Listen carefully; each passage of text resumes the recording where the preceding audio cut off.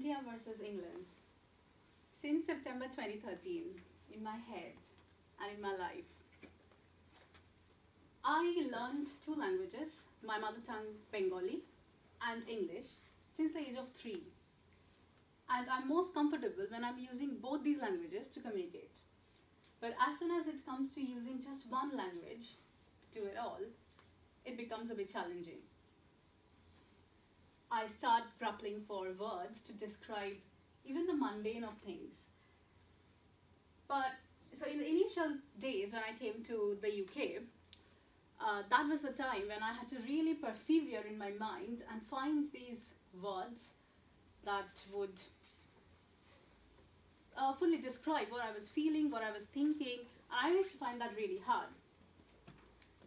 And often would come up with really fancy alternatives to everyday words. For example, I would say, I've forgotten my nectar card, so I cannot avail this offer. And sometimes my friends would laugh at me, which really was good because that was a form of active feedback. And that is the reason why I've remembered these words to date. Sometimes I would say, so there was this one incident when I was in a house party. This is the same house party that I talked about in my previous speech, but this is a different time in the house party. I'd said goodbye, and me and my friend were already said goodbye and we were going out, but then we had to come back. So when I came back, I said the main door was already shut. I didn't have your access code to go out, open the door. And we couldn't surmount the wall. And they started laughing again because of my use of word surmount. But again, I remember that I'll never use that again. Climb over is better. The other thing that I really noticed when I came to the UK was communication style. In India, communication style is very direct, very passionate, and almost dramatic.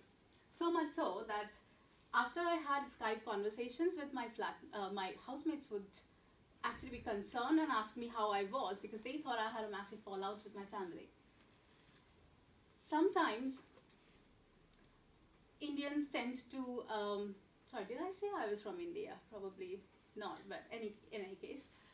Sometimes in India, we tend to be quite tight with words. For example, instead of saying, would you like to take a seat? I would just say the verb, sit. The verb for sit is bosh. So I would say, if I was saying to a friend, bosh, very casually. If I was talking to a child and I was trying to be strict with the child, I would say bosh in a more scary way. If I was in a formal setting, I would change the verb and the style I'm speaking in. So I would say boshun in a very professional manner. If I'm impatient, and we do show impatience and frustration in our voices in India. So I would say, bosh, bosh, bosh, it's getting late, just sit. So basically we use not just words, but also voice modulations, hand gestures and body languages to communicate. The other thing I noticed when I came to the UK was about communication style, was about how direct people were to each other. So as I said, in India, we are very direct in giving advice and everything. So we would, if I wanted to say that you're doing this wrong and you should do it the right way, this is the right way, I know the right way and this is the way to do it, I would say exactly those words. I would not say, if I were you, I would do this. In the initial days of my time in the UK, I was actually confused when people said this because that wouldn't prompt me to action. I failed to figure out, and I don't know now how, but I failed to figure out that that was actually an instruction. Another thing that I could think of when I was thinking about this speech was how you use the word want. Do you want tea is a question that you ask the other person. And the person has the choice to say yes or no. But do you want to do a speech or do you want to open the door for me? That's more like an instruction. And you're supposed to say yes. And again, it took me a few times to figure out that I'm actually being asked to do something rather than being asked if I want to do anything. And the last thing I want to touch upon is how much we communicate and how much we do not communicate. So the amount of communication.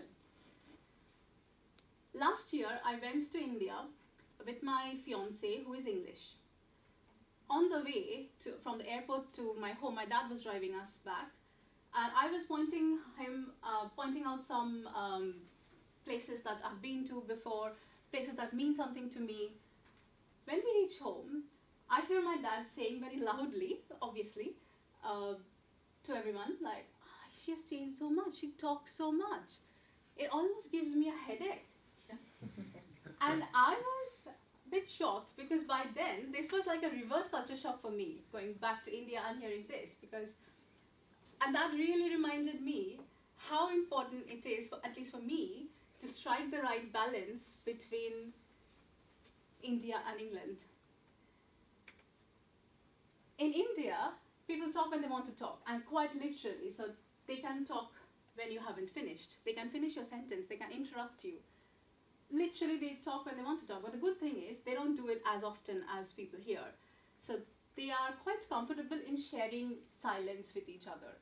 And that, I think, is not the case in England, because for a long time after I came here, that was a big challenge for me to know how to communicate to know how to talk about everything, but not me, not myself. And this would often give rise, this tenseness about silence in between people, I think, often gives rise to conversations like weather, obviously, or what do you think of the painting on that wall? So pub conversations like this. And to take this a little bit further in my own personal life, I am someone who quite likes silence and being quiet. I spent my entire childhood with books rather than people. And probably that's one reason I need to come to Toastmasters for communication. So after I got in a relationship with my partner, he sometimes would, I guess, panic every time I was silent. And he would ask, is everything all right? You're not, and I would say, why? You're not speaking, you're not saying anything. Have I done something to upset you? And I would just say, no, everything is fine. Can I do anything for you? And I would just say, I don't want to be rude, but maybe we can both just shut up for some time so I can enjoy the silence. And on that note, I'm going to shut up now. Thank you, Mr. Toastmaster. Thank you. Thank you very much. If we could have 90 seconds on the clock, please, and again, if we can have some feedback on the slip for Kamalika. Thank you.